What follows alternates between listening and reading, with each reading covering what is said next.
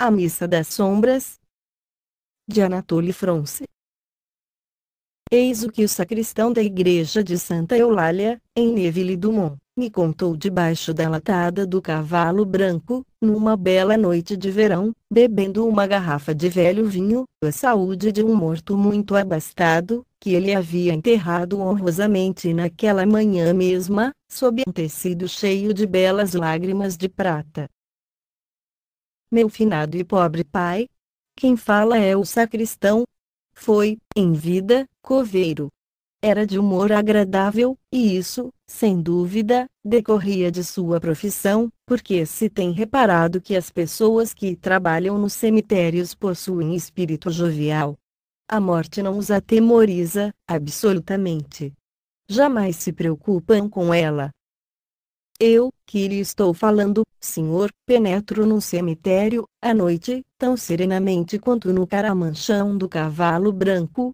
E se, por acaso, encontro um espectro, não me inquieto absolutamente com isso, porque, reflito, que ele pode, perfeitamente, ir cuidar de seus negócios, da mesma forma que eu dos meus. Conheço os hábitos dos mortos, e seu caráter.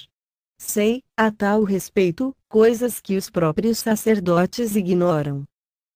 E o senhor ficaria surpreso se lhe contasse tudo, que tenho visto. Mas, nem todas as verdades são próprias para serem contadas, e meu pai, que, todavia, gostava de narrar histórias, não revelou a 20ª parte do que sabia. Em compensação, repetia, muitas vezes, as mesmas narrativas, e, ao que eu saiba, relatou bem umas 100 vezes a aventura de Catarina Fontaine. Catarina Fontaine era uma velha solteirona, que ele se lembrava de ter visto em criança. Não me surpreenderia se ainda houvesse, na região, até, uns 3 velhos que ainda se recordem de ter ouvido falar a seu respeito, porque ela era muito conhecida e considerada, embora pobre. Morava numa esquina da Rua das Freiras, na torrezinha que o senhor ainda pode ver, e que depende de um velho palacete arruinado, que dá para o Jardim das Ursulinas. Há, nessa torrezinha, figuras e inscrições meio apagadas. O falecido pároco de Santa Eulália, Levasseur, dizia. Aí está escrito, em latim, que o amor é mais forte que a morte. O que se refere, acrescentava, ao amor divino. Catarina Fontaine vivia sozinha, nessa pequena habitação. Fazia rendas. O senhor sabe que as rendas de nossa região eram, antigamente, muito afamadas. Não se conheciam parentes, ou amigos seus. Dizia-se que amara, aos 18 anos, o jovem cavaleiro do monte, com quem noivara secretamente. Mas, as pessoas de bem, não queriam acreditar, absolutamente, nisso e, diziam, tratar-se de uma história que fora imaginada, porque Catarina Fontaine lembrava mais uma dama, que uma operária. Conservava, sob seus cabelos brancos, os vestígios de uma grande beleza. Possuía um ar triste, e se lhe podia ver, na mão, um desses anéis em que o ourives colocara 2 mãozinhas unidas, e que era costume, outrora, os noivos trocarem. O senhor saberá, daqui a pouco, o que isso significa. Catarina Fontaine vivia santamente. Frequentava as igrejas, e, todas as manhãs, qualquer que fosse o tempo, ia ouvir a missa de 6 horas, em Santa Eulália. Ora, uma noite de dezembro, quando ela estava deitada em seu pequeno quarto, foi despertada pelo toque dos sinos. Certa de estarem eles anunciando a primeira missa, a piedosa senhora vestiu-se, e desceu a rua, onde a noite era tão fechada que se não viam, absolutamente, as casas. Claridade alguma era perceptível, no céu negro, e reinava tamanho silêncio nessas trevas, que nem, penso, um cão ladrava ao longe, que a pessoa se sentia, completamente, separada do mundo dos vivos.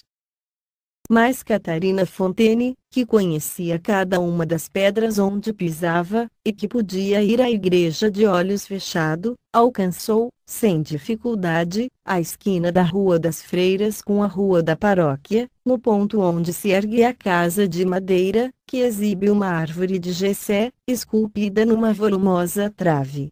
Tendo alcançado esse local, ela viu que as portas da igreja estavam abertas e que deixava sair uma grande claridade de círios.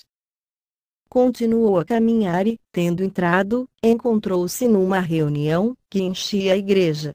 Ela, porém, não reconhecia nenhum dos presentes, e estava surpresa ao ver aquelas pessoas trajadas de veludo e de brocado, com plumas no chapéu e trazendo espada, à maneira dos tempos de antanho.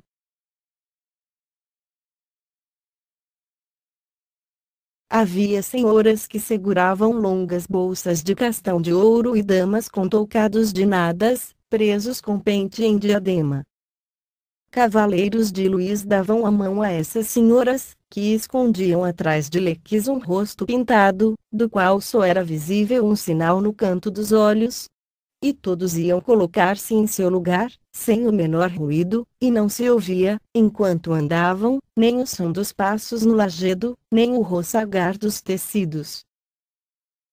As naves laterais enchiam-se de multidão de jovens artesãos, de casaco pardo, calções de fustão e meias azuis, que seguravam, pela cintura, raparigas lindíssimas, rosadas, que conservavam os olhos baixos.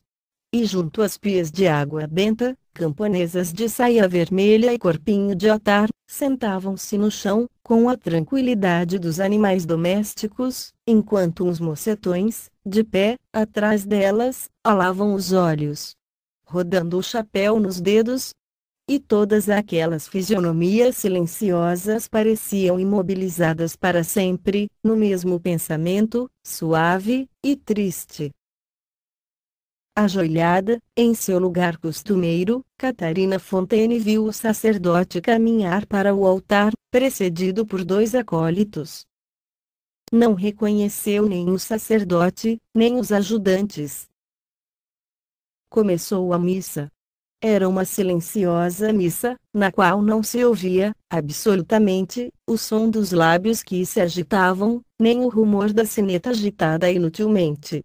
Catarina Fontaine sentia-se sob o olhar e sob a influência de seu misterioso vizinho, e, tendo olhado, sem quase volver a cabeça, reconheceu o jovem cavalheiro do Monte Clary, que havia amado, e que morrera fazia 45 anos. Reconheceu-o por um sinalzinho que ele possuía sob a orelha esquerda, e, principalmente, pelo sombreado dos longos cílios negros em seu rosto.